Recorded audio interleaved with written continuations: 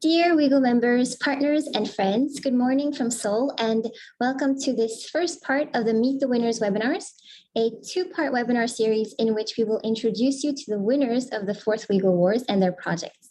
My name is Alizé Rousset, Program Officer at WeGO, and I will be your moderator for today. Last year, we held the fourth edition of the WeGO Awards, WeGo's triennial competition established in 2011, which recognizes and promotes smart initiatives that use ICT to improve the quality of life of citizens. The categories in which cities competed in all pertain to different smart city areas. These were efficient government, emerging technology, mobility, open and inclusive city, safe city, and sustainable city. In this webinar series, we will learn more about the winning projects, not just about what these are, but also the lessons that other local governments and smart city stakeholders can take away from these already successful cases. The questions we are looking to answer are, for instance, how can cities determine what is the best project for their own particular case? How can cities get stakeholders and citizen support for their initiatives? How can cities decide which private company or other actor to work with on a certain project? And what sets these winning projects apart from other similar ones, and what key lessons can be learned from them? In today's webinar, we'll be discussing with the winners in the mobility, open and inclusive city, and safe city categories, notably with Georgetown, Belo Horizonte, Sao Paulo, Jakarta, Mexico City, and Belo Horizonte again. The next part will be on September 14th and highlight the winners in the efficient government, emerging technology, and sustainable city categories. To enrich our discussion today, we've also invited one of the judges from the judging panel, Mr. Javier Vergara Petrescu, Executive Director of Ciudad Emergente. He will give comments on why these projects in particular were chosen as the winners during the WeGO Awards. If you're interested in any more information about the fourth WeGO Awards themselves, such as the full panel of judges, how the awards were conducted, or anything, please visit our website. Finally, before we start, I just want to mention how the audience can engage in the webinar.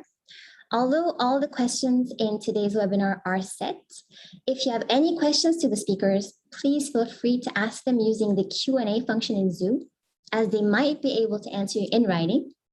Don't forget to address the question to our particular speaker by writing their name before the question. You can also use the chat box function in Zoom for additional comments and greetings.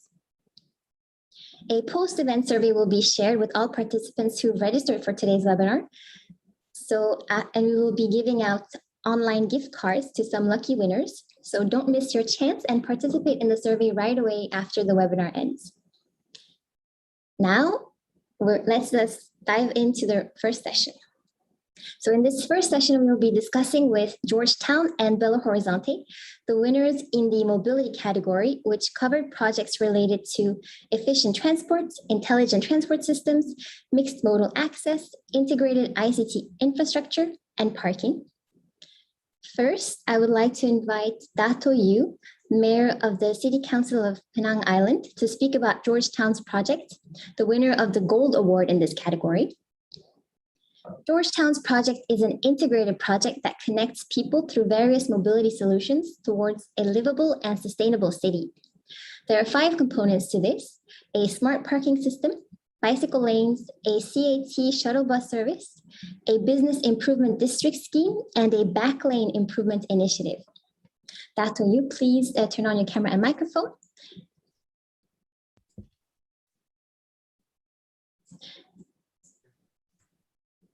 Yeah, so Dato Yu, please give us some more details about what these various mobility solutions are.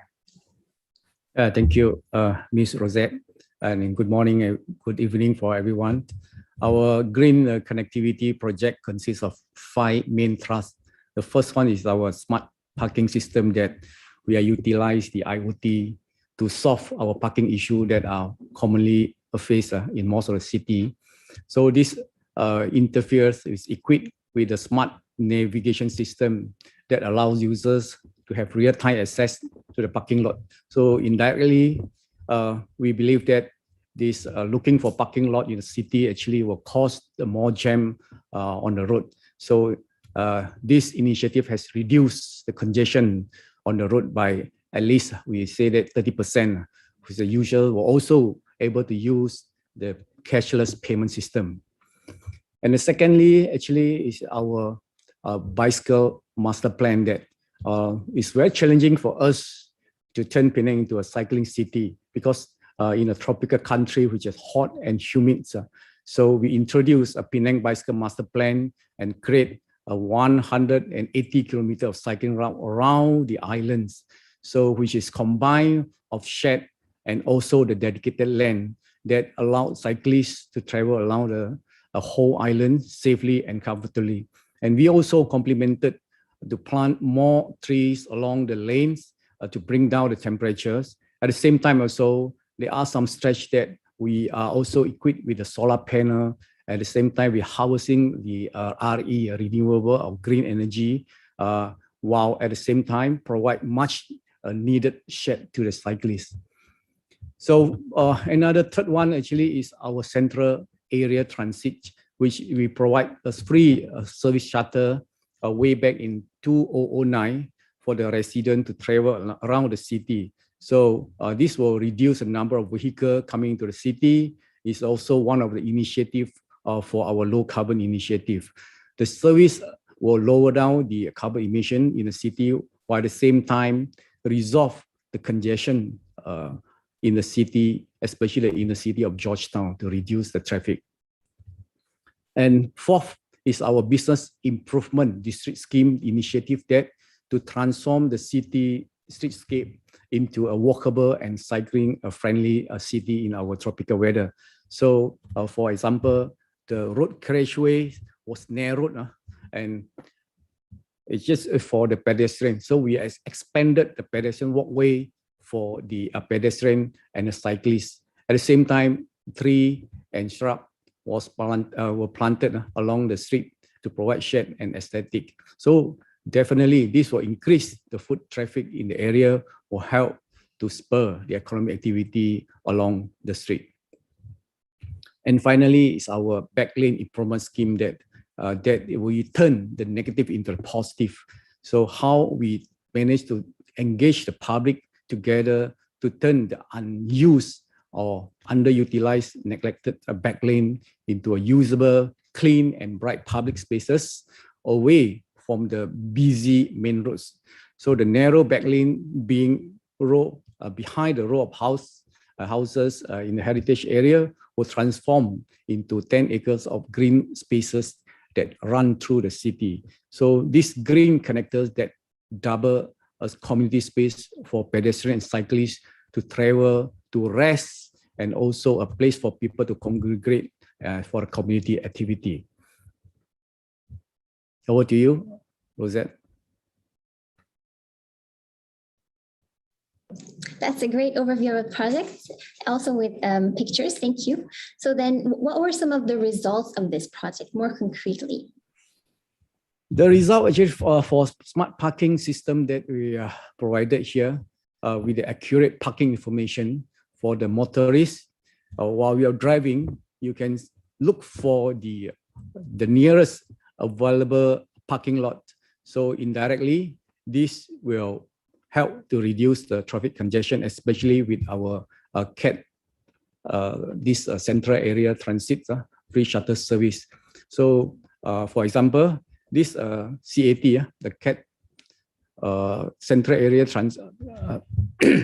system CAT shuttle bus service is so successful, and now it's not only the Georgetown, but also we have also introduced all over the area in the state for these people to encourage them more to take up the share, especially more uptake to public transport.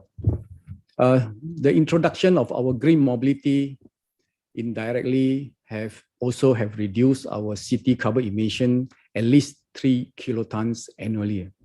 So we currently has a total of 17 backlanes that have been upgraded and transformed into bright, safe and clean public spaces for the local community. So the feedback is also very encouraging that this new open green spaces has been very positively accepted by the public and the community. This encourage more people to walk and also to cycle around the city.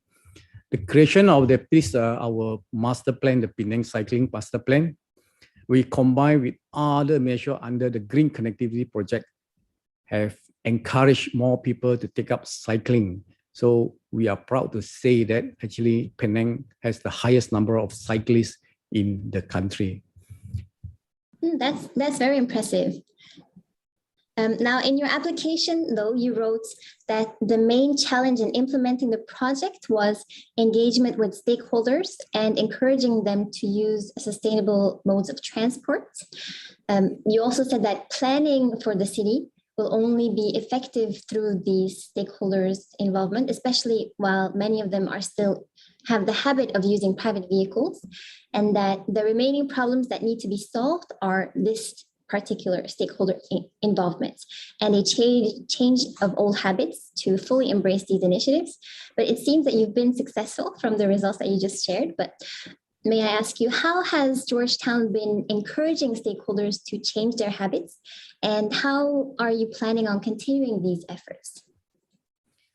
Yes, we have always focused on promoting our green mobility solutions to various platforms and programs.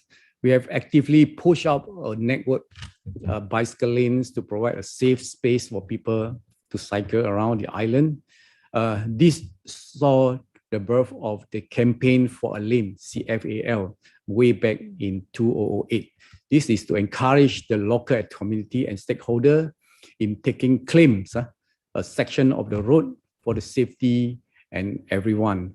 This has also sparked the growth of a large community of cyclists in Penang who contributed their view and also opinion in shaping the implementation of our network for cycling lane in Penang.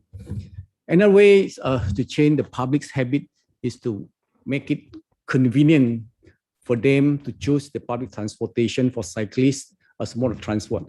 So we also introduced here the first mile and last mile transportation for the solution here, whereby a 4D on rapid that you can bring your 4D bike onto the buses that without paying additional charge for your bicycle. So this definitely will also help and those cyclists for a long distance, first mile, after a long distance, then a last mile to reach your destination.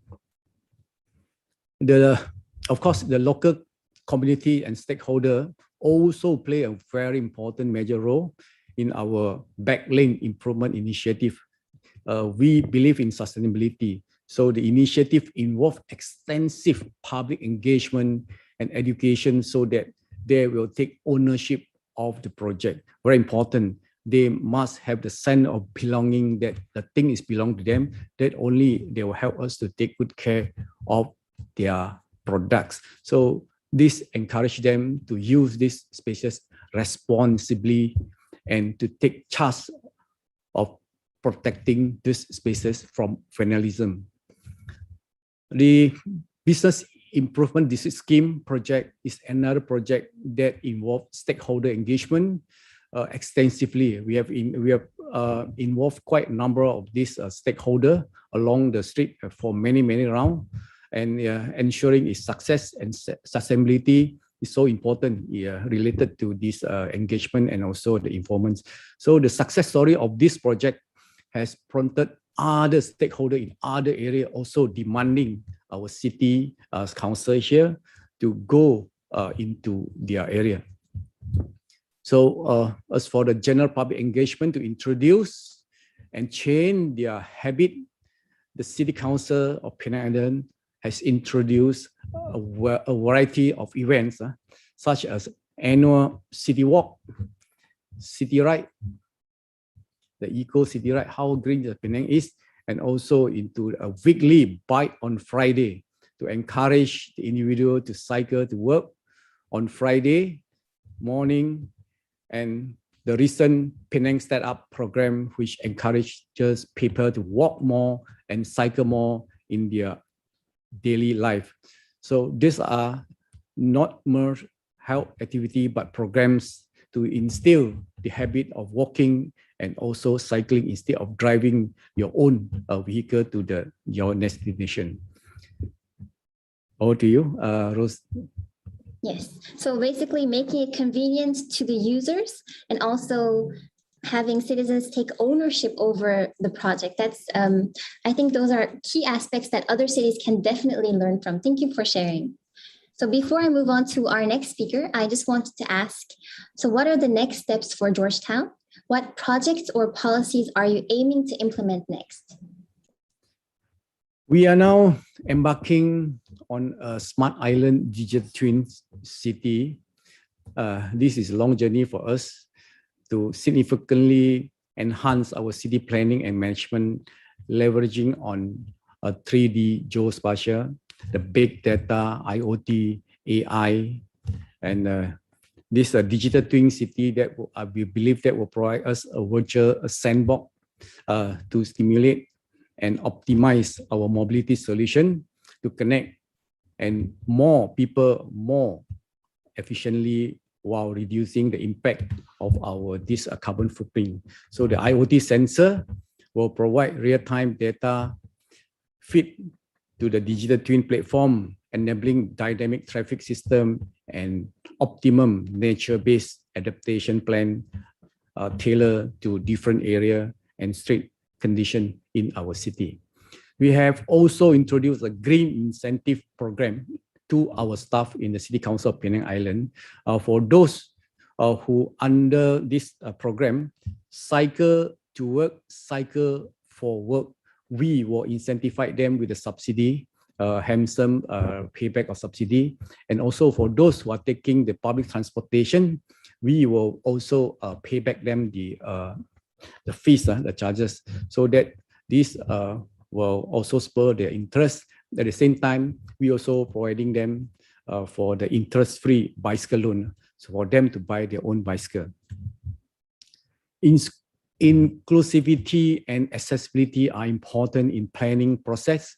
So we have also implementing this transport planning and mobility solution, which we are focusing so much on the universal design infrastructure. So to ensure that everybody's needs are met and public spaces are accessible to all, so to leave no one behind. So in terms of the need development, we have a policy that for any new development, we will ensure that asking them to provide the cycling facilities such as shower room, bicycle parking area, especially for the greenfield development. Also, we will make sure that they will provide a wide pavement for bicycle and pedestrian reserve, especially for those new area and new development. As for Georgetown, we know that it's most basically majority are brownfield, which are developed city. We will use the concept of just now I mentioned that the business improvement scheme concept. Thank you. So we really look forward to having more successful Georgetown projects in the next WeGO Awards. Thank you for joining us today, Dato Yu. You may now turn off your camera and microphones, and we will turn to, thank you very much, to the Silver Award winner. To discuss it, we have Mr. Bernardo Ribeiro, International Relations Advisor at the International Relations Office of Belo Horizonte. He will speak about the SU Mobile, Belo Horizonte's own mobility app. SU Mobile is a free app created with the City Hall and the Belo Horizonte Passenger Transport Companies Union with the aim of providing users with real-time information and the best options for the trip that will take place to optimize their waiting time at boarding points. So Mr. Ribeiro, could you please give us some more concrete information about what the app does and why Belo Horizonte decided to develop it in the first place? Right, thank you, Ms. Hussein. Great to be here, and greetings to all attendees and panelists. So the SU Mobile is a free app, is available for both iOS and Android smartphones. As you mentioned before, it was born from a partnership between the City Hall and the Passenger Transport Companies Union. It operates with the city's bus system. In it, people find the map of the city, highlighting the location of bus stops. And upon selecting one of them, it shows the lines that serve it and the respective itineraries, timetables, best routes available for each user, and in real time, the estimated time of arrival for the next bus from the desired line. So the decision for its development began with the city's desire to encourage people to use public transport instead of private vehicles, so as to improve, of course, the overall traffic and the environment. Then we also added the goal to improve the people's quality of life. The app works as a commute planning companion. It helps people to not spend much time waiting for their bus or on the commute itself, and find the safest and best route to their destination. Finally, it also features functionalities for visually impaired people. With it, the user is able to select both the departure and arrival stops. The app chooses the best line, and the user is then informed through audio on how many minutes are left until the bus arrives. Simultaneously, the driver receives on the bus's dashboard the name of the user and the stop in which he's waiting. The app also offers assistance for those users to safely disembark at Belo Horizonte's BRT integration stations. For this, the agents of the stations are activated to make the recognition of the user through the bus he's boarding and his name, and both these informations are collected by the application.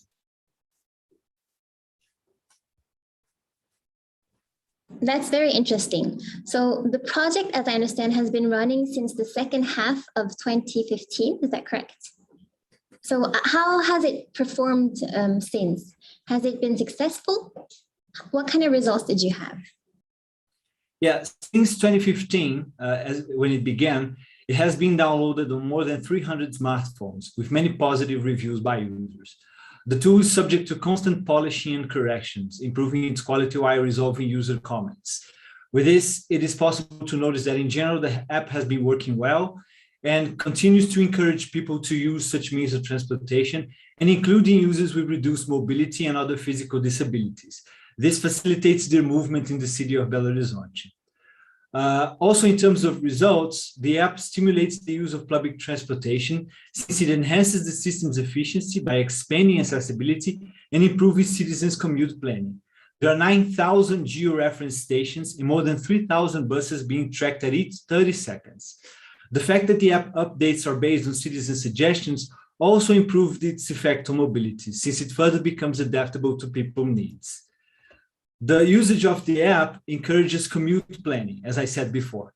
It enforces the use of bus as a viable means of transportation, helps to organize the system, helps citizens feel safer with less convenient stops, issues the fastest and safest routes for the person's mobility needs, and improves accessibility for disabled people.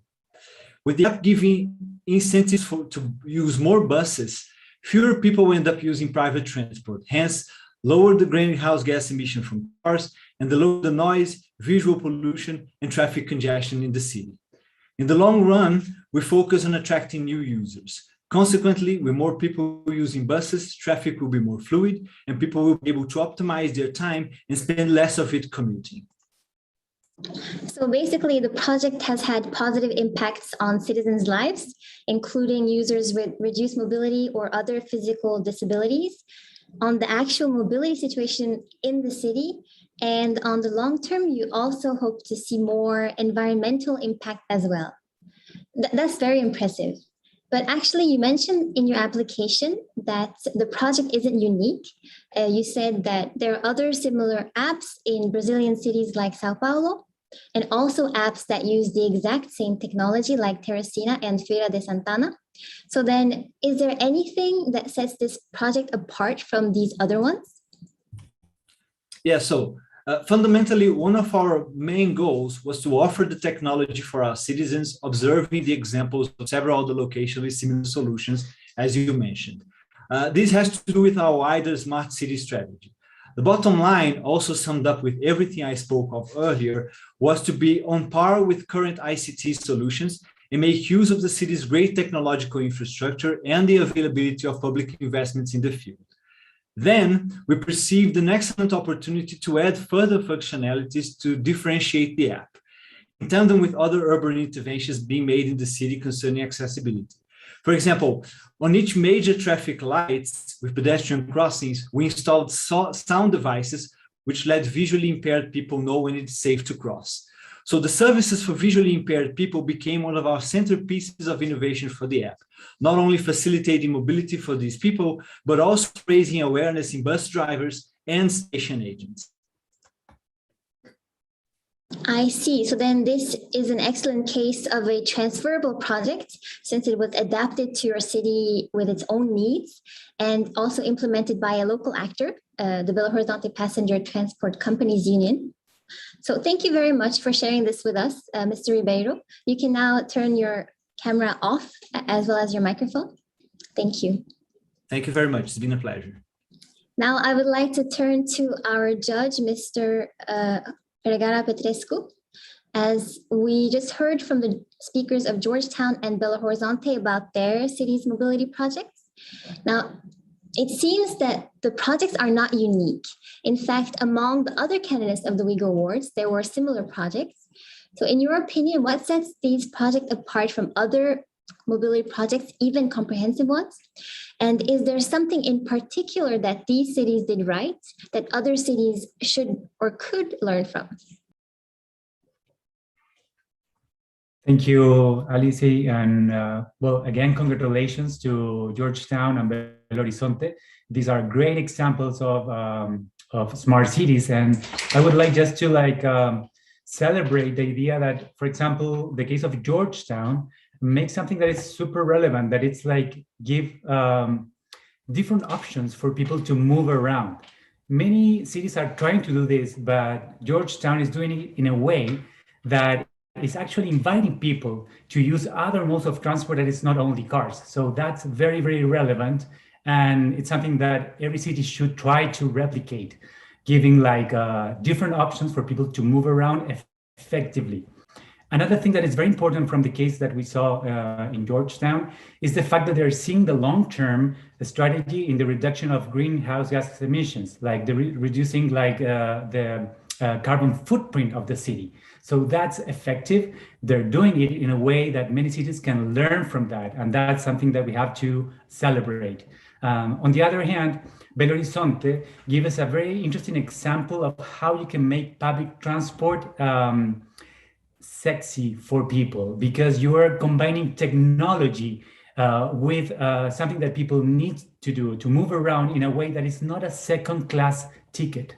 As Janet Sadiq-Khan said, the former commissioner of transportation of the city of New York, you have to give people a first-class ticket transportation. And that is exactly what Belo Horizonte is doing with their app and the combination of technology and good public transport. So I will underscore those approaches. I see. So then what are important points on top of what you mentioned when it comes to mobility projects in general? Well, I would say that both projects are addressing something very important, which is like giving at least public transport and mobility as a whole, an approach of efficiency, environmentally friendly solutions that we can see in these cases, and also effective ways of moving around. People want transportation that is effective. They don't want to either waste their time or spend too much time commuting. So if you make transportation and mobility solutions environmentally friendly, efficient, and also safe for people, that's a very smart way of addressing mobility solution, and these cases are doing it so. So again, congratulations to both of you and to all the people all the cities that participate as well. Thank you for your insightful comments, Mr. Vergara Petrescu. Yeah, we will discuss with you in the next session. So you may turn off your camera and microphone for now. Next, we'll be discussing with Sao Paulo and Jakarta, the winners in the Open and Inclusive City category, which covered projects related to citizen participation, open data and privacy, transparency, bridging the digital divide, participatory budgeting, living labs, and crowdsourcing. So before we begin, I just mentioned what this category is about, citizen participation and so on. but Mr. Vergara Petrescu, please come back. In more specific terms, I wanted to ask you what is important then in this category and why did the two winning projects that we will talk about very soon stand out? Yeah, thank you again.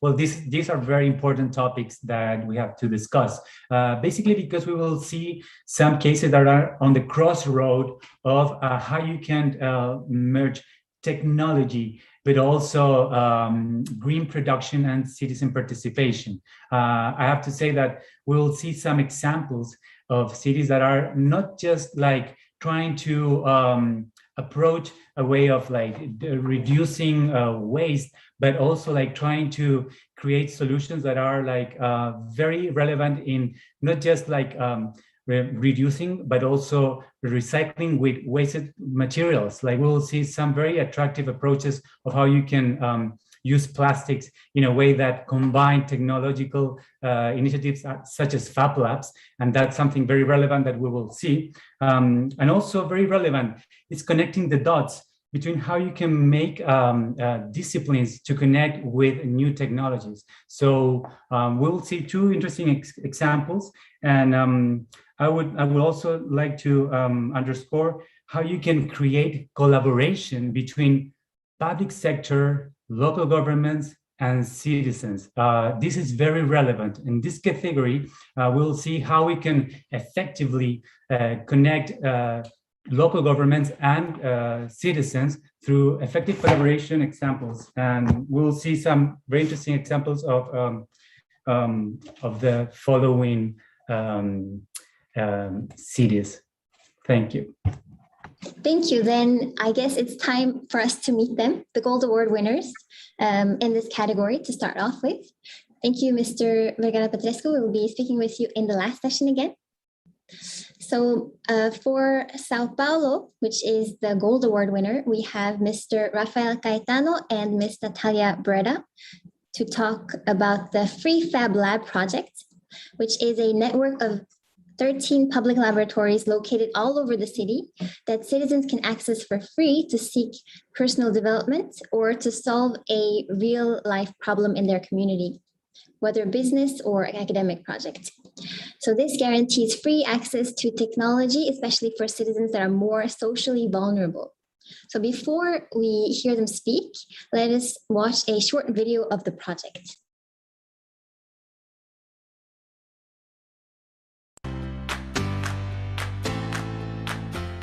A cidade de São Paulo quer cada vez mais ser conhecida como um grande hub de inovação e tecnologia. A cidade que, ao se industrializar, industrializou o país, hoje é vocacionada à economia criativa. O Fab Lab é um dos projetos mais bonitos e mais interessantes e mais importantes que nós temos hoje na cidade de São Paulo. Distribuídos por várias regiões da cidade, em lugares os mais diversos, totalmente abertos para que a população de todas as faixas etárias possa se utilizar, nos ajudam a fazer e a entender uma cidade mais moderna, mais inteligente, mas principalmente mais humana. E a cidade fica feliz de agora fazer parte do Fab City Global Initiative, que a cidade possa levar a experiência dos Fab Labs, trazer o que há de mais inovador em políticas públicas para que a gente possa garantir que a cidade de São Paulo seja cada vez mais inteligente, cada vez mais tecnológica, cada vez mais humana.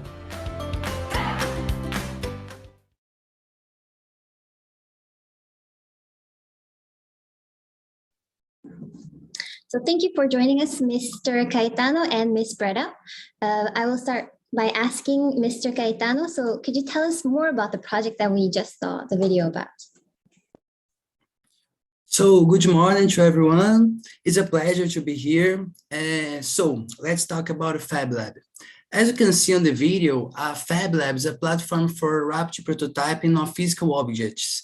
It's part of a worldwide network, and the Fab Lab LivreSP network was created in 2015, and it's a public policy on digital inclusion promoted by São Paulo City Hall. In order to reduce the gap of technology access, especially among the lower-income population, the Fab Lab network created 13 public laboratories with free access to the population that are strategically located in all regions throughout the city, notably among territories with greater social vulnerability. The laboratories are provided with 3D printers, laser cutters, vinyl cutters, CNC mile machines, computers with CAD design softwares, robotics, electronic components, carpentry, and workshop tools. So the unities of Fab Lab Livre SP have a dynamic staff that encourages shared learning and creativity through making helps the development of the projects.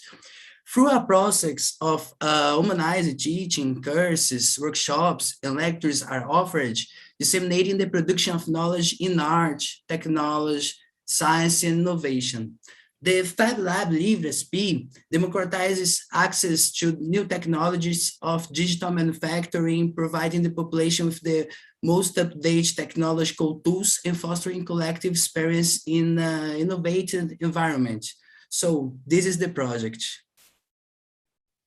I see. So it's essentially, although any citizen can access it, it seems really targeted towards the lower income or vulnerable populations. So how did you make sure that it reaches them in particular? What measures did you take to target them? Yes, so the 13 laboratories are part of a public network of digital fabrication laboratories covering all regions of the city of São Paulo.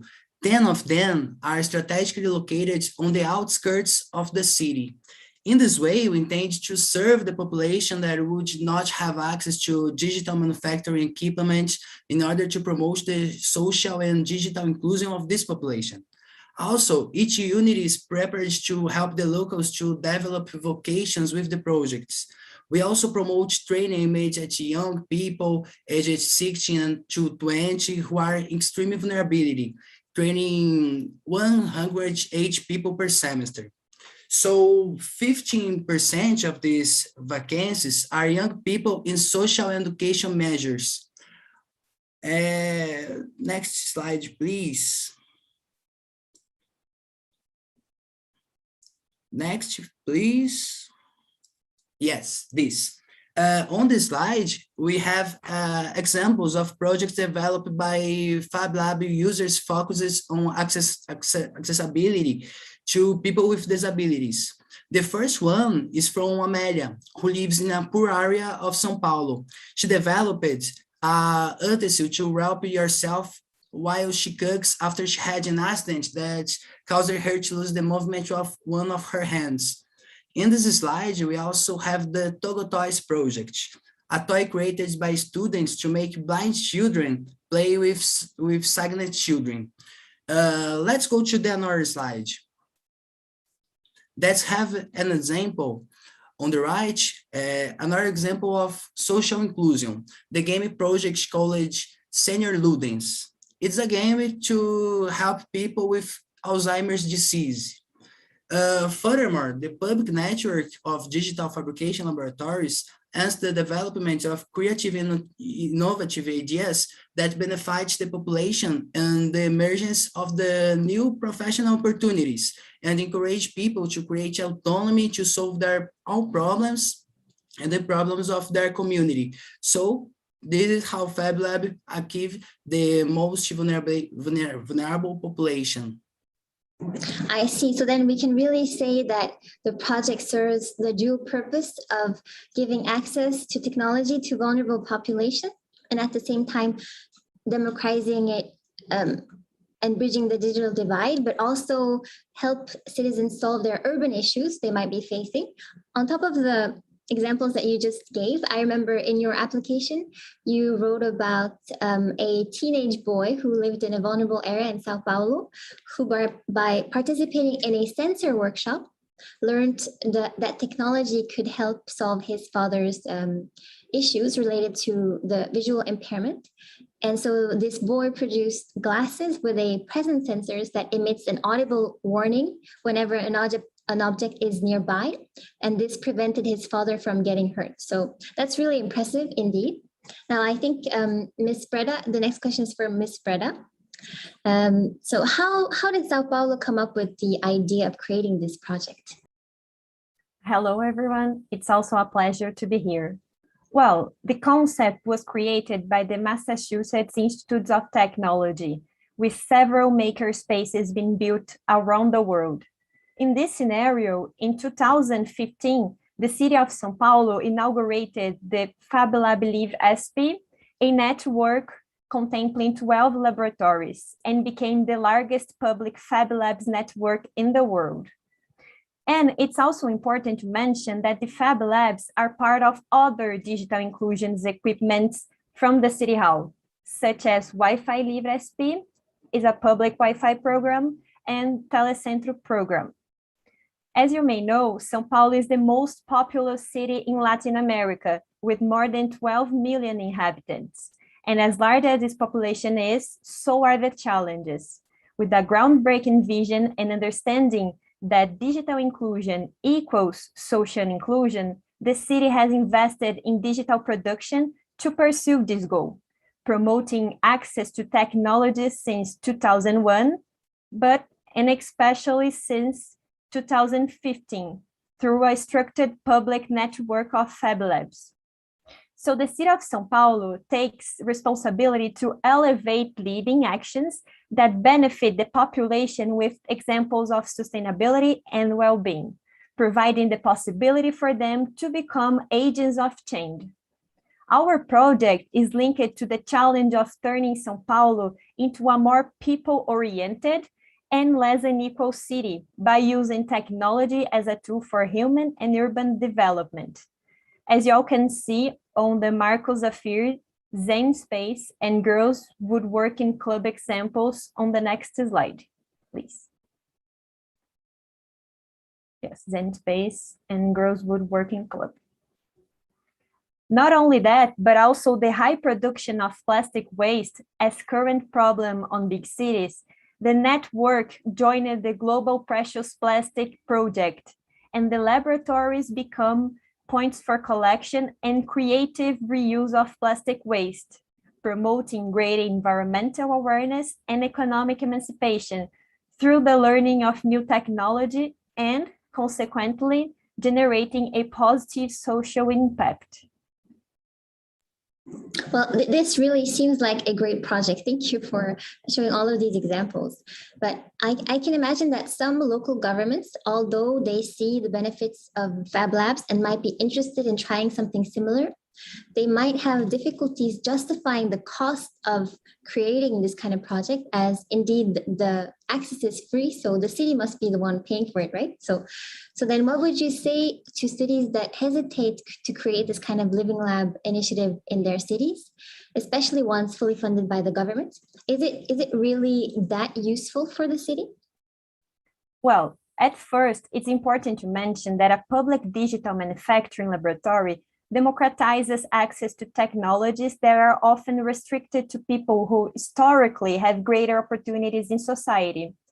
All the machines and courses offered, for instance, are entirely for free. So it's possible that all population, even the ones that lives in social vulnerability situation, can have access to techniques related to Industry 4.0. By encouraging local production, also promotes sustainability and technological development in the production chain of objects in a city. Since the person, by having contact with digital manufacturing, can become the producer of their own products, not just being a consumer, but having the conscious about the whole process. This attitude favors the environmental responsibility of the individual and also promotes sustainable development. In addition, the FabLab Livre SP network inserts the city of São Paulo into the Fab Cities movement, which proposes 10 principles, as you can see on the next slide. So, ecological, inclusive, localism principles, so as participatory, economic growth and employment, locally productive, people-centered principle, holistic, open source philosophy, and the last one, experimental principle. And finally, it's also important to considering the financial terms. The estimated annual cost of operating a network with 13 public laboratories is approximately $744,300. And the main expenses involves human resources, equipment maintenance, purchase of inputs, proper disposal of solid waste, and hazardous solid waste. And just to clarify how many people had we achieved, from November 2015 to March 2020, the network offered training and mentoring to 145,743 people. So it could be a worthwhile investment. Thank you all for your attention. So thank you for, in the end, basically supporting the cost of running this in the city. As you mentioned, it will not only solve urban problems, as we described earlier with the examples of citizens accessing the free technology and therefore coming up with solutions that solve the challenges they face. It also seems to educate citizens so that they are a better fit to work, especially in the Industry 4.0, as you mentioned. And I'm guessing this also solves issues linked to unemployment. And also, in the end, it offers a way out for vulnerable populations out of their poor and social and economic conditions. So it's a really a great project indeed. Thank you for explaining it, Mr. Cayetano and Ms. Breda. It was a pleasure to speaking with you. You can now turn off your cameras and microphones as we move on to the next speaker from Jakarta, speaking for Jakarta, Ms. Maya Arvini, president of Clue, the company that implemented the Jakarta Smart City project. So Clue developed a GIS dashboard capable of visualizing different data in the city hall, and at the same time, a mobile application for citizens to participate in the improvement of the city. And with these elements, the city managed to solve a variety of urban challenges, including illegal dumping, floods, and traffic congestion. And all of this by empowering citizens to be the sensors for the government to know what the real-time problem in the cities are. So thank you for joining us, Ms. Arvini. So please tell us a little more. How did the project start?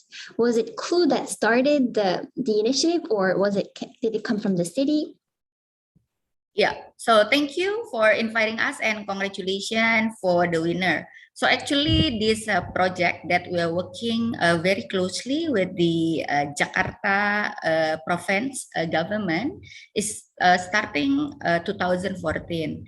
That time actually that we are trying to pitch with the local government, because we see so many challenges, mostly about the uncontrolled urbanization and the land use expansion that cause so many social and environmental problems, such as a flood and then traffic congestion, illegal parking, jam, and so on and so forth. And we also see the local government is having difficulties to connect and communicate with all the citizens, and that time was in Jakarta.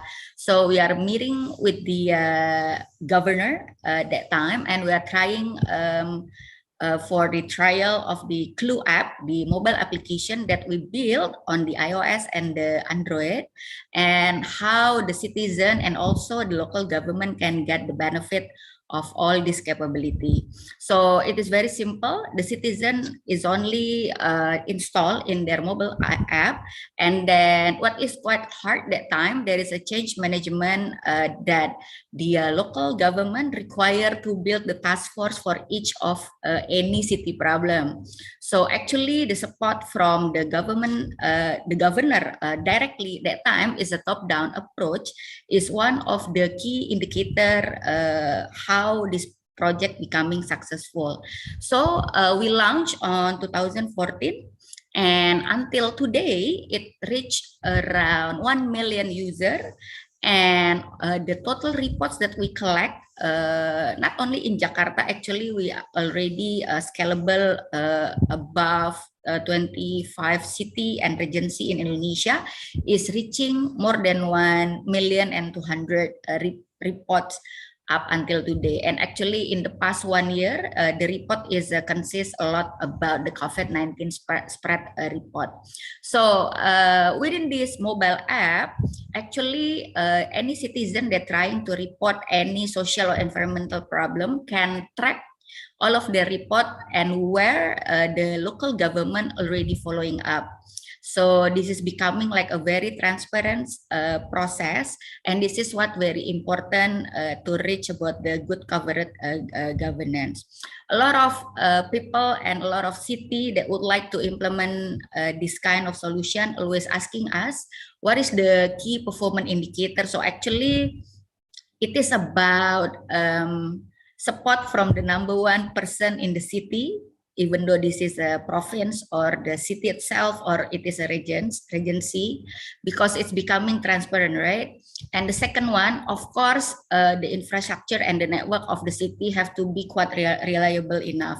This technology is facilitating the offline reporting, but for sure, a lot of citizens would like to see their report and complaints in the real time. And the third one, any report that being report directly with the citizen require a follow-up.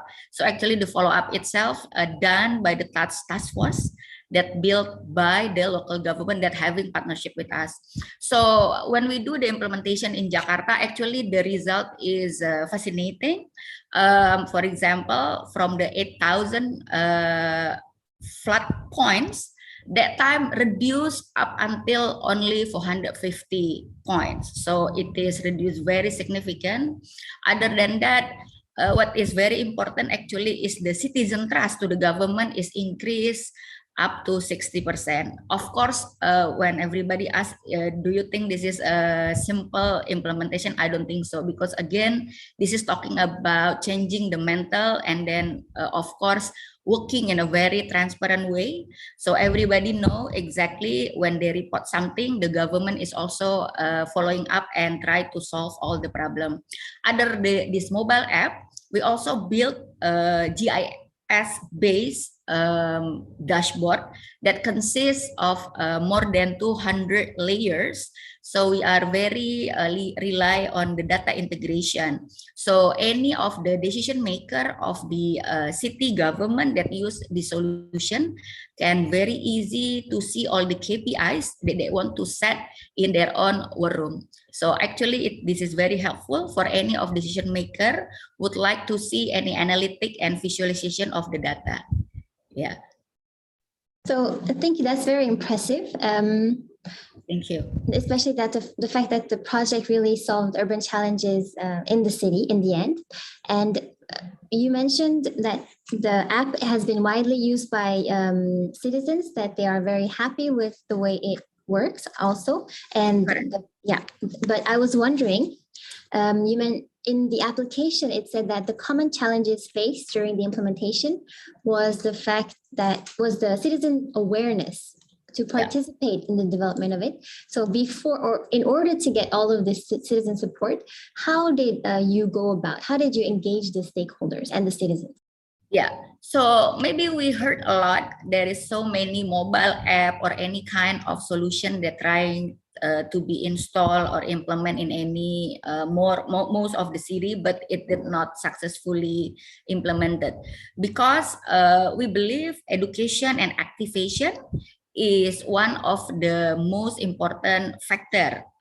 So actually the support from the governor of Jakarta at that time is very extensive. There is one, and the second one, of course, there is like incentivize that apply from the local government to any of district. So any completion of the report actually is becoming the KPI, the key performance indicator of any district. So they have no option not to close or not to do all the citizen report. And of course, trying to do some activation program or education through, for example, the local government, NGO, think tanks, community, citizen, and a lot of local association is also help a lot. So again, in Indonesia, actually, the citizen is huge, right? And dominated in Jakarta. So the usage of the social media is also heavy. So that's why it is helped to spread the easiness and also the capability to use this mobile app. So that's why it's quite easier for us to implement and ask the participation from all the citizens. I see. So that really explains why the project has been so successful, not only the comprehensive approach to engaging citizens and stakeholders, but also the government support. So to end with, Ms. Arvini, you mentioned earlier also about the scaling up. Yeah. So most project descriptions, especially in our award applications, for instance, they would say, oh yes, this project would be scalable in case certain conditions are met. But in this case, really, you managed to scale up to, you said 25 other cities in Indonesia. Right. So how was that experience? Yeah, Well, please tell us about it. Yeah, so I mean the showcase in Jakarta, because Jakarta is our capital city with the user itself reaching 1 million only in Jakarta. So actually it's a traction, and the governor itself actually that time is becoming inspiration for so many city leaders in Indonesia. So again, the transparency and the good corporate governance actually is the main objective for each of the local leaders. So that's why even though the replication is quite a much more smaller city compared to Jakarta, again, it's not easy. So nowadays we already expand and scalable up to 25 city, and we are trying more and more because Indonesia having more than 500 city, but again, there is three things that require to be fulfilled. Number one is the direct support from the number one person in the city itself. The second one, of course, again, the infrastructure and network need to be prepared so it can be reliable for any of the citizen reporting their problem. And the third one actually is about the following up. So the local government, led by the city leader, require to build the task force for each of their social and or environment problems. So if any citizen try to report any complaints, so local government that already partnership with CLU can easily following up, because that's what a citizen is looking for. I see. Well, thank you for sharing this, Ms. Arvini. I think we featured CLU in another webinar earlier this year, where we heard more about your company's portfolio and smart city solutions, and also examples of successful implementation. So if anyone is interested in learning more, I strongly recommend that you check out the Solution Meets Cities webinar recording on our YouTube channel. Yes, so thank you very much for joining us today. Thank you. You may now, turn off your camera and microphone, as we will move on to the last session of the webinar with Mexico City and Belo Horizonte again. The winners in the Safe City category, which covered projects related to security, emergency response, gas and fire detection, infrastructure management, and disaster response. So for Mexico City, we have Mr. Eduardo Clark, General Director of Digital Government in the Public Agency of Digital Innovation. So he's here with us to discuss the different components of Mexico City's Safe City project, the winner of the Gold Award in this category.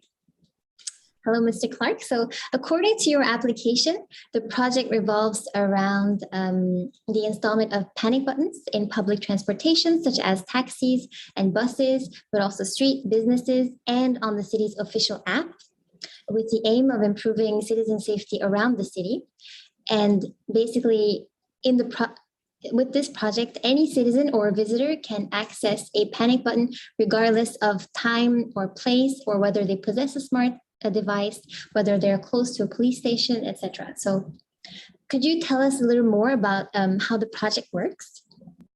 Yes, of course. And first of all, on behalf of the Mexico City government, thank you so much for inviting us. Thank you so much for the award. It's truly a privilege to be here with you and to hear also the experiences of other brothers and sisters and at other public innovation agencies and different government departments in other cities around the world. So thank you so much for that. So about this project that we called Mi Ciudad Segura, which basically means My Safe City, it basically consists of the implementation of an alert system based on the installment of panic buttons, but both physical and virtual panic buttons. I will explain that in a few minutes. We implemented these buttons both in public transportation, such as taxis, buses, in general streets around Mexico City, in businesses, and most importantly, through our local mobile app CDMX, which has quite a few downloads. So by downloading the application that we have both in the Google Play and the App Store, city residents can access various models that offer a wide range of services. The panic buttons are a function that is available for all users of the app, regardless of their location in Mexico City, or whatever apps module they're using. Besides the panic button, there are 4 modules related to the Safe City initiative: Mi Taxi, My Taxi, Mi Calle, My Street, and Mi Policía, My Police. Mi Taxi, which is based on making the use of the city cabs a lot safer, is designed to be used both by cab drivers and by passengers as well that want to hail a ride or want to share and rate their trips.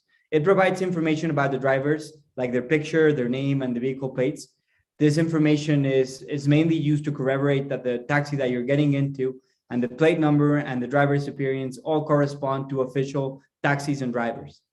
My Street, it is about upgrading the existing utility poles that we have in the city, about 14,000 utility poles, and adding physical panic buttons through each one of them. The goal is that every citizen is always about 150 meters away maximum from the nearest panic button, regardless of their location within our city. There's a special program within My Street, which we call Safe Pathways, that we have implemented in collaboration with the Public Works Ministry here in Mexico City, that consisted of restoration of 50 streets and public spaces located around the city that were especially unsafe for women, places that are usually pathways that people use to go back and from work day to day. And finally, the component My Police provides contact information on the nearest police station, as well as the nearest police officers around each block or neighborhood. They provide the names of the police in charge, their badge numbers, and also the way to call each one of them. These modules provide a safe and efficient way to get in touch with the security forces nearby and get a timely response to the emergency services that the residents or the visitor is facing. Regarding Senderos Seguros and My Street, the project involved not only the panic buttons available in the app, but also a complete reconfiguration and intervention of public spaces that were identified as risky for the populations. These areas were equipped with new public lighting, and the surrounding areas were looked and made into a better thing within the precinct.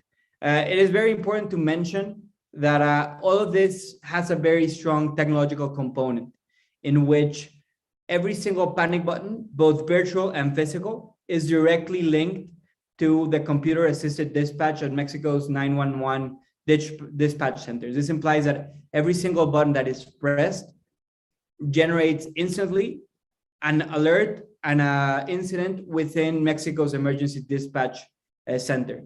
This provides a very fast way for a police vehicle or a police officer to arrive at the scene in less than 5 to 6 minutes. I see. So then how were the results of these initiatives overall? So far, and here is it's one of the challenges that we have.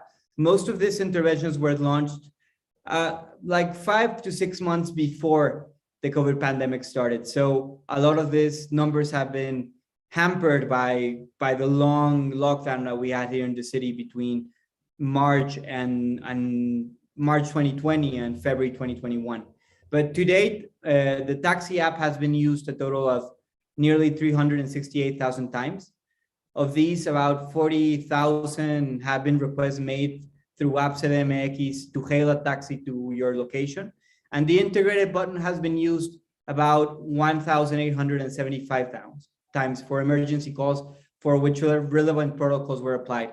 In this particular case, when you press the button in a taxi We did a lot of testing with the computer assisted dispatch at the 911, at the 911 dispatch center, and with the police. And we have dispatch times that go in average between 5 to 6 minutes between the moment you press the panic button and a police officer hails down the cab and makes sure that the passenger is okay. The panic button that has been integrated into this 14,000 video cameras in our citywide surveillance network has been used a total of 70,000 times. And for the Sendero Seguros, which is a special pathway that I spoke about, we've had about 6,000 police dispatches. And finally, for Mi Negocio, which I didn't really mention very precisely, but it is a very similar program, but targeted to businesses, for businesses who have their own panic button installed within the business in case they have an emergency. We've had a total of 37,000 police dispatches in about 18 months. But challenges remain. Yes, I'm sorry. Still, we would not be very transparent if we did not acknowledge that this is a program that is still coming up with better ways to improve and different solutions to make it better. So both the safe pathways and My Street are, to be quite honest, still relatively known. A bit has to do with launching the program right before the COVID lockdown, but we still have to work very hard in making them better known by society in general. And in particular, our app for taxi drivers and taxi users, we still have to improve it to make it a little bit more salient, to make the need for it a little bit more salient. For example, we have the module for hailing a cab, but still we haven't been able to really implement a digital payment system based on digital payments because most of the drivers have relatively limited access to bank services. So we're still monitoring and improving every day. We're still far away from where we want to be, but we believe that the core of the program, the backbone that we need to implement to make sure that this is something sustainable in the midterm is there. We just need to make it more known and tinker with the details to make a better public service. Yes, and I still think it's very impressive that the project is so comprehensive. It has so many parts. And regarding that, I wanted to ask you, so did the city come up with a comprehensive plan at first, or were these projects undertaken one by one? Yeah, at the beginning of this administration, and just for everybody that is not familiar, and you shouldn't be with the Mexico City government and our office terms, we've been in government for 2.5 years. We started government in December 2018. So we've been here for nearly 3 years. We're still closing on year 3. And at the beginning of this administration, back in December 2018 and the first few months of 2019, we already had for a long while an efficient but insufficient police surveillance, and surveillance may be a strong word, but a street monitoring system that was already operated. We inherited and it had been running for about a decade. But we needed to make this system come into the future. It had been running for about a decade, as I said, and while it was important, there were still a lot of improvements that we could do to it. So we tried to innovate, not only us, but the Public Works Department and the 911 Dispatch Center to implement different technologies that could make a more innovative public policy focused on responses to emergency calls based on the uptake of mobile services. So we first started with the My Street program and used our citywide app with existing infrastructure that we inherited. But once we redefined and refined the model and the operational flow of how a panic button is pressed and how the dispatch happens behind the scenes, we moved to incorporate it into other digital components, such as My Taxi, and we're currently in the midst of implementing with buses and with safe pathways that I mentioned. We realized that all these projects really revolved around a basic need, which is having police be closer to citizens. And it's not only about the actual button working, about police working to get to your location the fastest, but it's also about building a sense of response that the population can internalize. Even if we don't have dispatches every single day, if the population knows that police dispatches at their touch of their hand 4 or 5 minutes away, we believe that we can redefine this model for a lot of other use cases within the city. Thank you for explaining all that. It's very interesting. And although you mentioned that there are still issues, I think there are still clear results. And I've also, since Mexico City is a WeGO member, on your Twitter channel, the AIDP Twitter channel, I know that you have kind of recordings of how this happens. So if anyone is interested, I think you could also check that out. And I think it's a great example, as you just explained, of how you can continue projects and policies over a long period of time, and even with different local government administrations. So that's why, yeah, it's a great project. So what are the next steps for Mexico City? Are you planning on implementing other projects related to safety?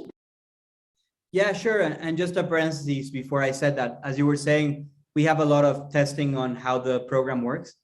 There's actually, it's a fun anecdote, but at the beginning of the program, myself and a few of my colleagues, we would actually do simulated users, and we would get on a taxi on the street, press the button, and not tell anybody that we were public servants, and see just how fast the police dispatch was.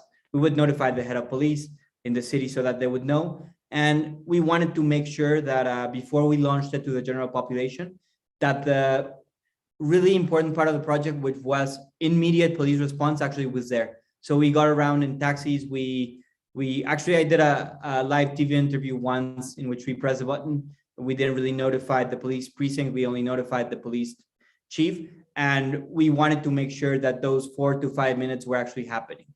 And based on that good experience, because we were happy with those response times and with the operation of the actual system based on the police response, we're currently working in much more projects with them to develop evidence-based policy making that the city's police department can use to better triage and assist on any panic button and that it is pressed around the city. So our current security agenda includes expanding the My Street program to more places around the city. Right now, our task is less than 150 meters from your location. There should be a panic button. We're trying to narrow that down, get it to 100, maybe if we can.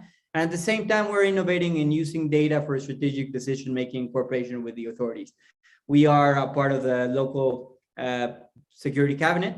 So we work a lot on using the data that we generate from digital government initiatives, such as the ones I've mentioned, to also feed back into the public policy-making process. I see, that's very impressive. I'm sure that with this much commitment from Mexico City, your project will definitely be successful, have better results in the near future. Thank you for presenting this, Mr. Clark. I have a few more questions for you, but first I would like to speak with our winner from Belo Horizonte, Mr. Galgani. So you can turn off your camera and microphone and we'll speak with you very soon. So Mr. Galgani is the Chief of Cabinet of the Municipal Secretariat for Security and Prevention. And he will speak with us about Belo Horizonte's Prevention of Violence and Sexual Harassment Against Women in Public Transport project, which consists in two main things. On the one hand, awareness-raising campaigns conducted by female agents of the municipal guard to public transportation users. And on the other hand, the installment of harassment buttons on public buses, which can be activated in case such incidents happen. So Mr. Galgani, thank you for coming today. So preventing violence and sexual harassment against women in public transportation is a very specific issue. So how did Belo Horizonte decide to create this project? Okay, thank you very much. First of all, on behalf of Belo Horizonte, I would like to thank you very much for this opportunity. It's amazing to be here among these awesome projects. It's such an honor, so thank you very much. The idea, a group of women from Transport Commission asked for a meeting in 2018 to debate about the abuses against women in public transportation system. At this meeting, it was clear that sexual harassment was an issue that should be faced by the Crime Prevention and Security Secretariat of Belo Horizonte. In September of the same year, the federal laws changed in an important way, making the punishment to this type of crime even harder. When you gave a deep look inside this problem, we realized that cases of sexual harassment were underreported. Fear and shame were the main reasons for that. We also noticed that in some cases, the victims didn't even know that it was a crime. After understanding that, we noticed that it was crucial to promote an educational campaign focused especially in the potential victims, in this case, women users of the public transportation system. The campaign, entitled Prevention of Sexual Harassment in Public Transport, aimed to start a dialogue process with the citizens, encourage them to report these cases. The municipal guards that worked in this campaign were previously trained. They were all females, which helped a lot in the approach with the potential victims of these crimes. I see. So then you mentioned that there was a campaign, but I know that there's more to this project. Could you tell us exactly then what you did with this project? Yes. The main idea of this project is to approach to the public transport users. The female municipal guards led this project and distributed educational booklets and whistles, explaining to the population about the importance of reporting these crimes and also telling them about our commitment with a quick answer when it's necessary. Besides that, it's very important to say about the creation of the protocols, starting with the harassment button located in the driver's dashboards. The drivers were trained and were told that this button had a straight communication with the center of operations of their company. They were also trained to understand better the phenomenon of violence in public transport and violence against women in general. Then, in the center of operations, they find where the So then what were some of the results of the project? Yeah, but before that, like in the center of the operations, they find where the bus is using GPS. And with these informations, they find where is the closest municipal guard's vehicle to intercept the bus. In this case, the scenes of crime. The creation of these protocols help the identification of these new types of crimes and also to define the right way to react as fast as possible. There's also a very important partnership with the civilian police of the state of Minas Gerais. In Brazil, this agency is responsible for crime investigation, and this partnership helps to make the registry of these crimes even faster. It's also necessary to say the importance of media and press. They give a wider access to the information of the campaign and showing to the population how fast the public security system was acting, arresting the abusers, protecting the victims, and preventing new crimes. This created a positive cycle of trust with the community. Now you ask me about the results, right? Yes, indeed, exactly. Yeah, okay. It's already done 200 actions in public transport and facility. In the first few months, the number of complaints grew a lot. The harassment button has been pressed 50 times so far. The municipal guard has answered to 71 incidents, which end with the arrest of the abusers. As we said before, these sorts of crimes are underreported. In these cases, it's even harder to create an indicator, but we are working hard on that. Well, I really think it's a good, you're doing a good job, and it's very interesting to hear about a project that has such focus on female leadership. So what measures will Belo Horizonte be taking in terms of dealing with the underreporting of cases in the future? Yeah, Belo Horizonte City Hall is now working on the development of a new tool, trying to expand these actions to outside of public transport, to other areas in the city where these types of crime happen as well. So we're trying to go to new areas from now. I see. I think we'll be really interested in hearing more about that when it happens and you have successful results, especially in this WeGO Awards. So thank you for introducing the project. Now, as Mexico City's Safe City project and Belo Horizonte's project have some similarities, I wanted to ask you both a few questions. If we can have Mr. Clark join us again, that would be great. Sure, So, Great. You both mentioned in the award applications challenges related to getting cooperation from workers involved in the projects, whether taxi drivers or bus drivers, but it seems that you were successful in the end. So I wanted to know more about how you went about to do that. I think we can start with Mr. Clark's answer. Yes, of course. So one of the biggest challenges that we had to deal with at the beginning of the project had to do with how do we actually get the core users on board? And the core users, before getting any actual citizens to participate in the program, had to do with our taxi drivers and our bus operators. Initially, a lot of those operators were kind of skeptic about how to use electronic platforms to incorporate better alternatives to make their job better and easier. This is to say, it's not like they lacked connectivity. Fortunately, Mexico City is rather well connected compared to other parts of the country. And we have very large and very high digital inclusion numbers. Practically all public transport operators had one, or taxi drivers at least.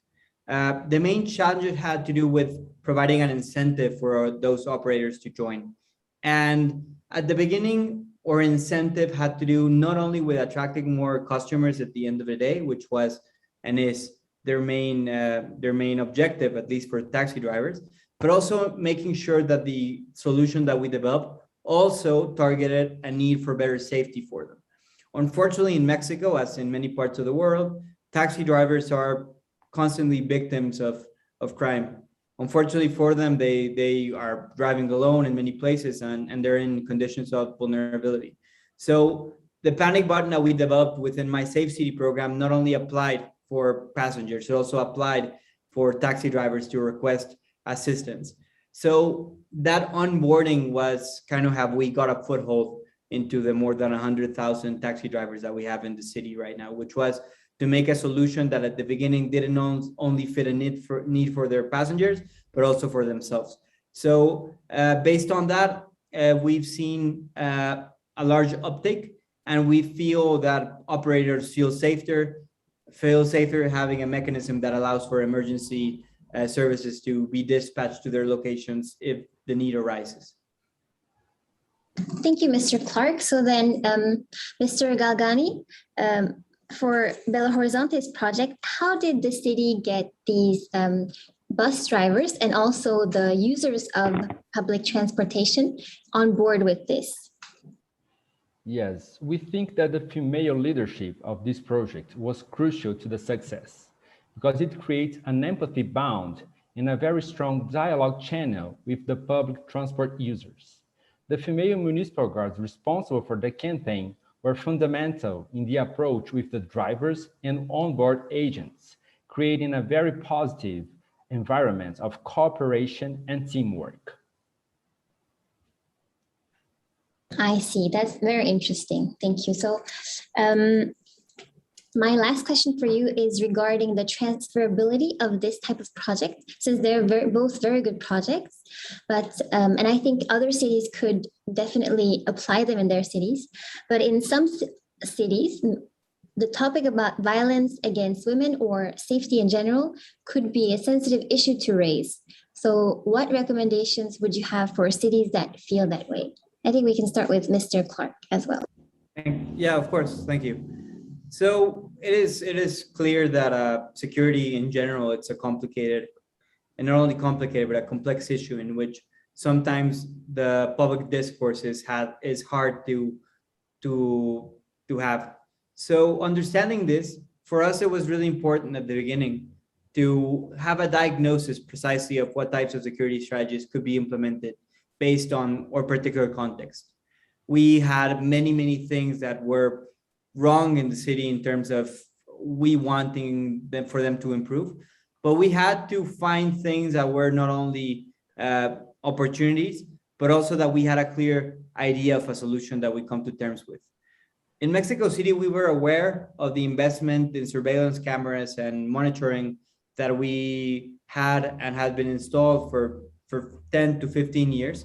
And this gave us a clear window of opportunity to get on top of that infrastructure to design an innovative tool to allow interoperability of the existing resources. Meaning we didn't have to build everything from the ground up, but it was about how do we improve existing programs? How do we leverage resources that have already been committed and that are already running their course?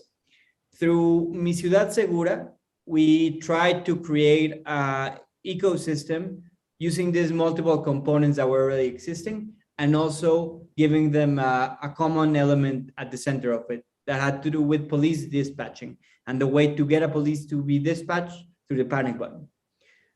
We were there to kind of articulate the discussion between both the monitoring center at the city, which is mainly a technological agency that does all the camera surveillance, and the police operations side. And I think that is probably the biggest experience that we had. How do we leverage existing resources and act as kind of an intermediator between the organizations within the city government that were already doing that work? We would be very happy, and I think that WeGO in general and all the people that participate in this initiative that is WeGO, it's a great ecosystem as well, in which any other city, metropolitan area, or government that would like to know a little bit about our experience, we encourage them to contact us. We are here to contribute to this group of cities that we all have common problematics, and I think that we can learn from each other experiences, and we are here to help if somebody finds that this program might work for their particular context. Thank you, Mr. Clark. That's indeed. I think we will encourage the audience to get in touch in case they want to learn more. Mr. Galgani, I have a similar question for you. What would you say to cities that feel it is difficult to raise the issue of sexual harassment against women? In our case, we think that the first step is to understand how women react to such incidents in each city. We believe that fear and shame are probably feelings that all the victims share in different places. It's crucial to create tools and trust to overcome these issues. It's also very important that these women feel as partners of these projects. This is a very sensitive topic everywhere in the world, so presenting yourself as an ally to the women is fundamental for any success. I see. Thank you for your insightful answer, Mr. Galgani, and Mr. Clark as well. I really think it goes back to what we said earlier about stakeholder engagement in the project to get them involved really in order to get their support. Yes, so thank you very much. I really hope that the audience also of today's webinar will be able to use these recommendations in their cities. I think you may now turn off your camera and microphones, and I will be joined by Mr. Vergara Petrescu, our judge. And I would like to ask you actually the same question because it's a very important one. What recommendations would you have for cities that feel that the topic about violence or safety in general might be a sensitive issue to raise? Yeah, thank you, Alice. And just like, again, to congratulate the cities of Mexico and Belo Horizonte.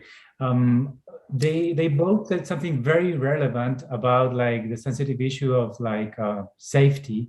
And I think there's like an opportunity to frame the problem also in a different way when it is a sensitive issue. I think that Eduardo mentioned something that all the system of like the buttons was not just the technology, but also it was about like police being close to people. Like there's something of like trust between that, right? That also is very important when you're talking about like a safety project or a safer city, and not just like making like police being close to people, but also making people being close to people.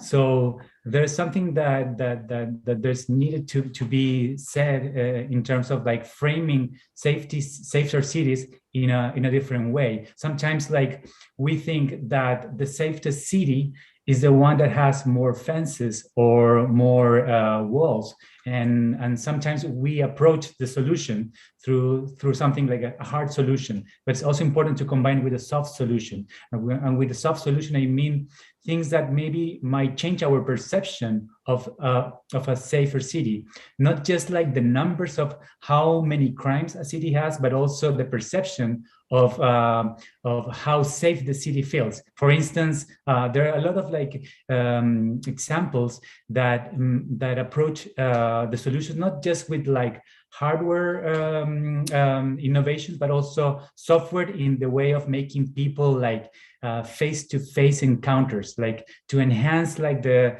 interaction between people, as we were saying before, making people being connected to people, make people being feel more trust within each other. That's something very relevant and might also change the approach of what is a safe city. For example, in terms of making people and women feel safer in public spaces, there's something very relevant when you transform cityscapes and streets, not just in spaces for cars, but also spaces for people to interact. And we have seen in some examples that when you have more people interacting in a public space, such as like what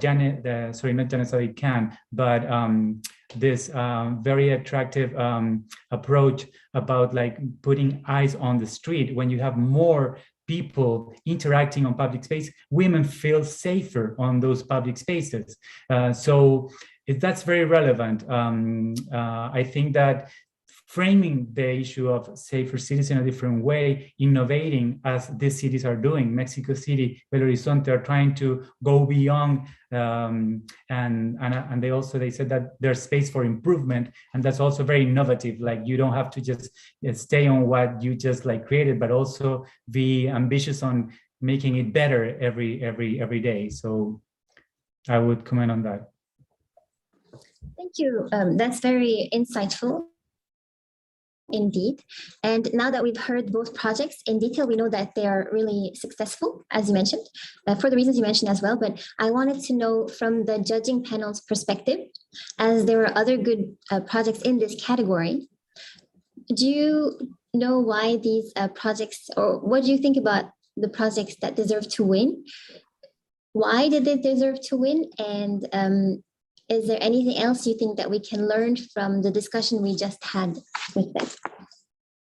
No, I think that have you saw like these are great projects. They all deserve the award. Again, congratulations to all the cities that participate, but especially the ones who were awarded. Great examples. And as you saw, most of these cases are fantastic tools or ways to make people to have more, I would say, specifically tools that make people more capable to live the life that they have reasons to value. They have more chances and more capabilities to live in a safer city, to live in a smarter city by using tools that helps them to like, I would say like surpass the barriers that sometimes impede the people to live the life that they have reasons to value. And that's something very relevant that these projects have been doing. These cities at the end are getting closer to what we call like human development approaches, expanding the capabilities of people to live in a safer city, in a better city, in a smarter city, by giving them the tools to lead the lives that they have reason to value. So that I think is very relevant. It's fantastic that we can see this kind of initiative, not just in a theoretical level, but on a practical level. And I hope that this will inspire many other cities to apply also to the WeGO Awards and create new solutions for their cities. We all need that. So congratulations again to everybody, and thanks for this space. Thank you very much for your answers. Just as other speakers share their recommendations on how to deal with the other challenges earlier, especially the ones related to stakeholder engagement, I really hope that the audience also has learned more about the key aspects that need to be considered when creating projects in the different areas. So thank you again. Yes. Unfortunately, we've come to the end of the webinar. A big thank you to all the speakers for their great explanations of the winning projects and the key lessons and takeaways. I really hope that our audience has learned as much as I have about best practices when it comes to implementing smart city projects. And although this first webinar is over, be sure not to miss part 2, which will take place on September 14th, where we will discuss with equally interesting winners in the remaining 3 categories and feature the cities of Goyang, Moscow, Seongnam, Jeju, Istanbul, and Mashhad. And we will also hold the official award ceremony at the WeGO's 5th General Assembly on October 18th. Yes, thank you very much for joining. So to not bore you with more details, more information will be sent to you via email, and I hope to see